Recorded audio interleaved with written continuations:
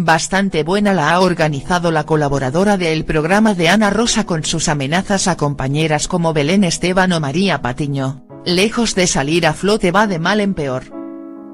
Cristina Tárrega intervino por sorpresa en Sálvame para negar que haya estado con Jesulín de Ubrique. Pretendía así acabar con días de una polémica que había empezado Diego Arrabal asegurando tener una grabación.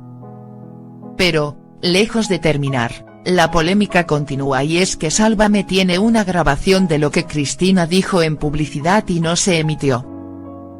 Viendo que nada había acabado, la periodista ha sufrido un ataque de ansiedad tras el que ha vuelto a intervenir en directo. Y es que Tárrega apareció en el programa de Telecinco cuando menos lo esperaba nadie y así se descubría que era ella la presentadora de las grabaciones de las que Arrabal llevaba días hablando.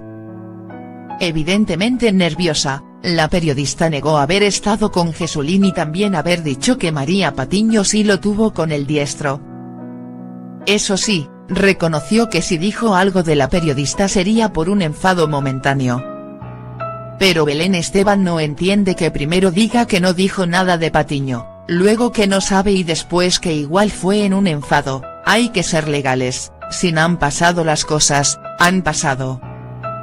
Es más, según Kiko Hernández, Tárrega nos tomó el pelo porque un día antes dijo que podía demandar a Belén Esteban por haberla nombrado en mitad de la polémica. Dijo que le podía meter un palo de 60.000 euros a Belén pero no lo va a hacer.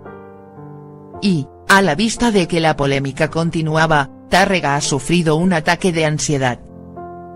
Así lo señalaba Luis Royan que, tras hablar con la presentadora, se había quedado muy preocupado. Minutos después Jorge Javier Vázquez lograba hablar con la propia Cristina, que explicaba. Sí, me ha dado, tenía que ir al médico a hacerme una cosa y no han podido hacérmela.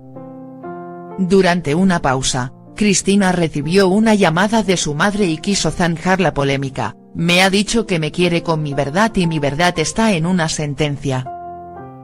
Explicó en alusión a la condena a Arrabal, que tuvo que pagarle 40.000 euros por haber dicho que estuvo con Jesulín de Ubrique.